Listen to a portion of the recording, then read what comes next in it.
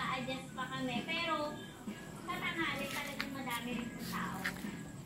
Like, hindi katulad dun sa unang branch, sa unang ganda namin. Dami yung tao. Talagang napakadami. Wala, yung iba talaga nakaupo na, iba nag-waiting. Kasi wala silang maupuan, walang pwesto. Sarap, mura na. Pag may 20 pesos ka, okay na, makakaraos na sa pagkain. Mas maganda talaga kayo kasi yun eh.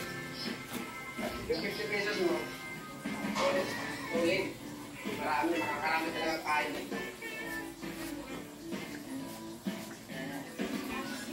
Ng business namin ay siguro dahil nagmamahalan sa pamilya, tutulungan, kahit saka kailangan lahat para kailangan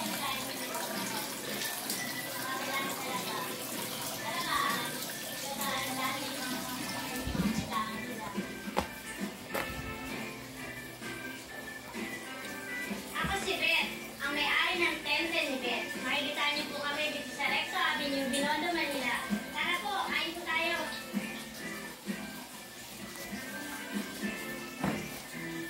Sa susunod na edisyon ng mga Urang Food Trek, pupuntahan natin ang nagpapataw daw sa 10-10 ni Beth. Sa halagang 15 pesos lang. Ang kanin mo, may kasama ng masarap na ulam. Abangan sa susunod na linggo.